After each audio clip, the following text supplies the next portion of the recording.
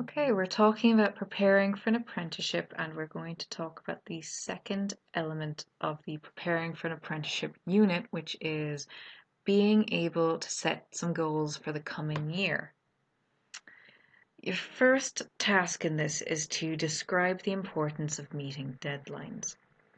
Um, Now, we can all understand the importance of meeting deadlines, but some specific reasons that you might want to think about. And please feel free to come up with your own reasons as well. It would be really good if you can come up with some different examples. Are but the first reason I thought of was to avoid stress. Running over deadlines is very stressful, and you might end up rushing the work, so we want to avoid this situation. Um, Another reason might be to maintain a good reputation. You don't want to have a reputation as someone who's always missing deadlines and always late. Um, it will just make things a bit easier, and maybe when you're applying for higher positions later on, you want to have a good reputation for meeting your deadlines. You would also want to avoid a negative impact on colleagues or on the service as a whole, because if you have difficulty meeting your deadlines, then your colleagues might feel like they have to pick up the slack, or like if it was a deadline for a project for the whole service, then that might impact on the changes that people were hoping to make to improve the service. Um, and another one I've thought of is ensuring that you, for your study deadlines in particular, ensuring you complete units on time, so your progress is steady all throughout the apprenticeship, and ensuring that the apprenticeship itself is completed on time. We have a time limit, it's usually 12 months, and we have to stick to it. Your next question, describe the importance of being organized. Again, you want to avoid stress and maintain a good reputation. Um, For this, I think of the difference between being organized and meeting deadlines is that being organized is ongoing every day. So things like setting yourself reminders in your calendar to help you to know an apprenticeship meeting or an assessment deadline is coming up and you've got to submit the work. So if you set a reminder in your calendar to say, um, let's say, preparing for an apprenticeship unit workbook due on 30th of November. About a week before that, set another reminder to make sure that you have done the workbook by then. It's always best to get it done as early as possible, so then you'll have time to go back and make changes if you need to, and just to make sure that it doesn't get to the night before and you're trying to do it at 12 o'clock at night. Um, the quality of the work might not be as good. You might find that you get more, let's say, resubmission targets, that you have to add more to the questions when you're doing it really late into it and you haven't given yourself enough time to think about it, or to go online and see maybe what other people have said on similar topics so you can get ideas. There is nothing wrong with doing a little research online and getting some inspiration. You never want to plagiarize, you never want to write down exactly what somebody else has said, but there is nothing wrong, and I would even encourage you to have a look around online and read about the topics and read about how other people answer similar questions, just to get ideas, and then make it your own when you're writing it. Make sure that it's about you.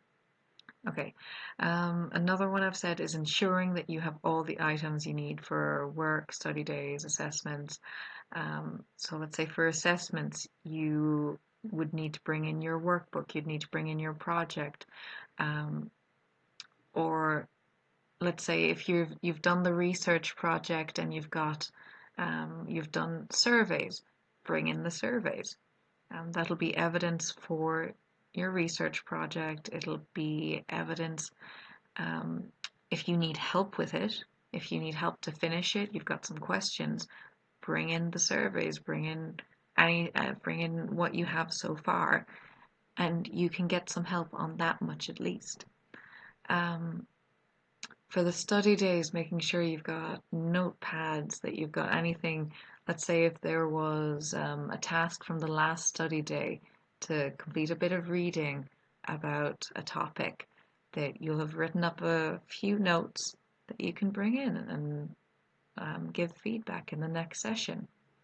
It will Being organized at this stage, practicing being organized for your apprenticeship for the whole year, that will help you set a good habit. It takes about 12 weeks to fully form and set a habit. So by the end of a year, if you commit and make sure you've been organized for the year, that will be a firm habit for you for the rest of your life.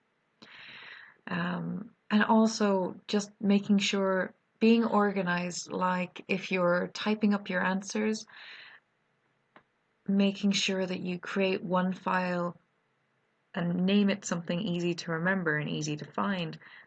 Make a file on your laptop or on your computer or on your phone called apprenticeship work or healthcare support services work, so you can find that again, to keep everything you do in there and make sure you don't delete your work, at least until you have your certificates in your hand. Make sure you don't delete your work.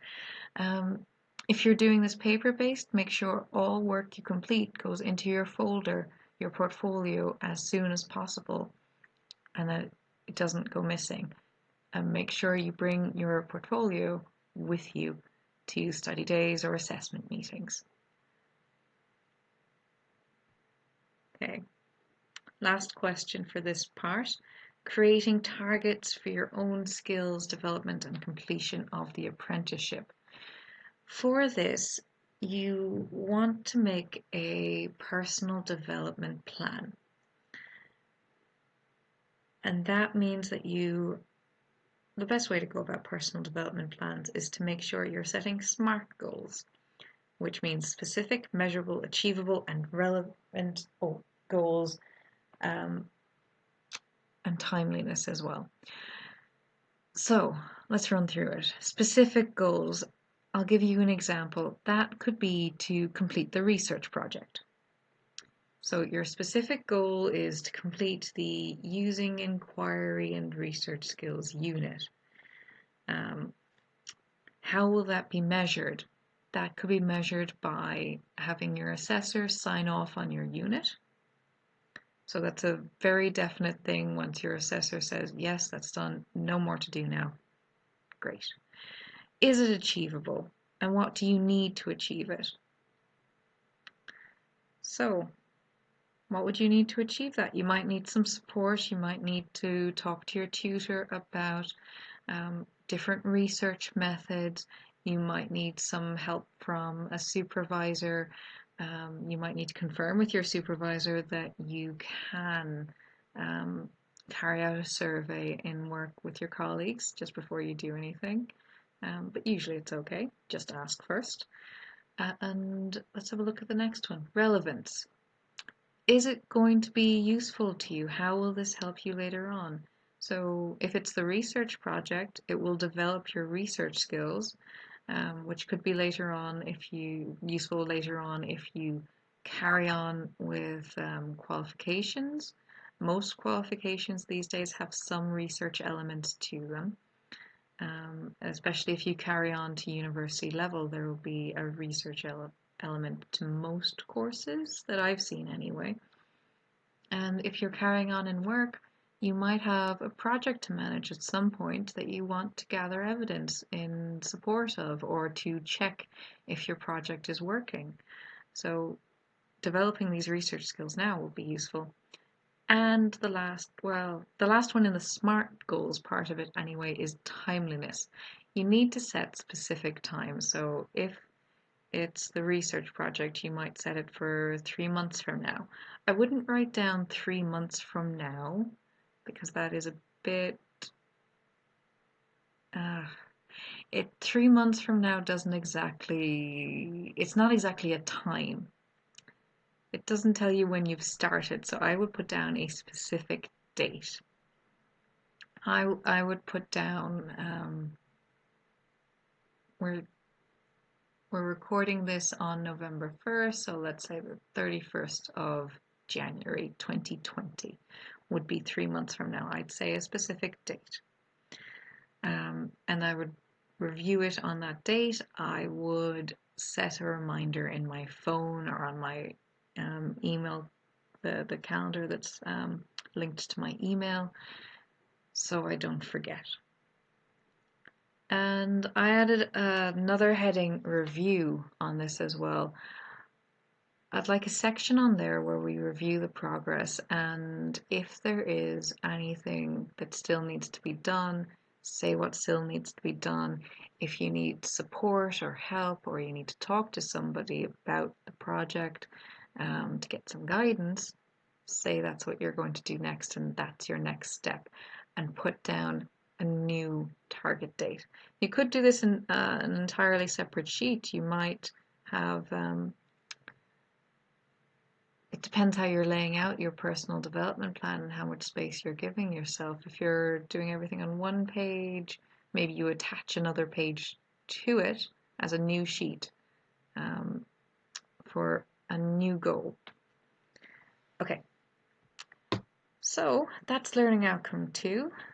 Thank you for watching. I hope it's been helpful.